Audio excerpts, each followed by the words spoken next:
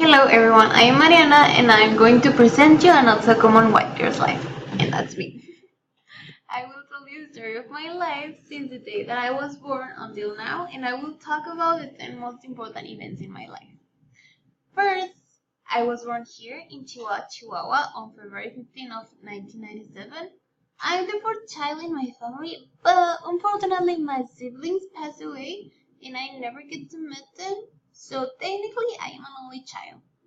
And after I was born, we moved to Yecora, Sonora, which is the town where my dad is from.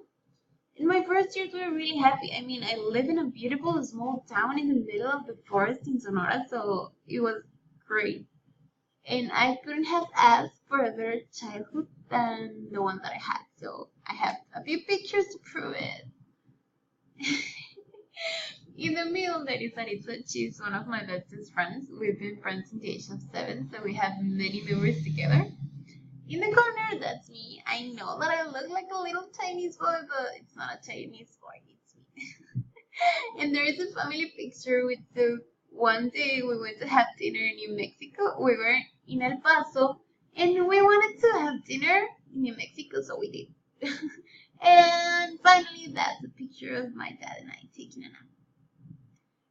Well, when I turned 12 years old, my mom and I moved to Hermosillo, Sonora, so I can study there and have a better education than the one that Yecora could offer me. I lived there for 7 years, since I was 12 years old until I was 19. So many things happened in that lapse. Well, in that picture, that's me when I was 12 years old. I used to weigh 220 pounds, and a few years later, I lost 60 pounds, so I am proud of me.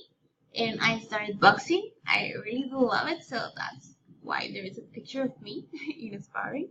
In the middle, there is Daniela. She is my best friend. We've been friends since 12 years old. We have a chemistry since we met, so it's pretty awesome. And that is a picture with a group of friends that I have in a summer class back in 2015.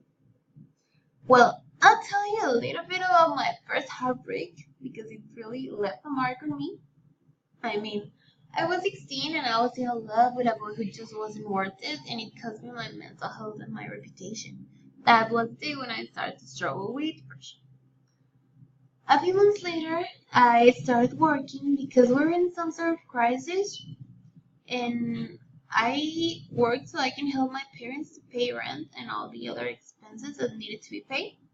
I was a waitress in an event hall, and it was cool because I had free food and the salary was quite good, I guess. So that's fine. And a year after that, my daddy was diagnosed with diabetes type 2, and he made the decision that we needed to move to Chihuahua, where my mother's family is, and that is the reason that we moved here because yeah, my daddy.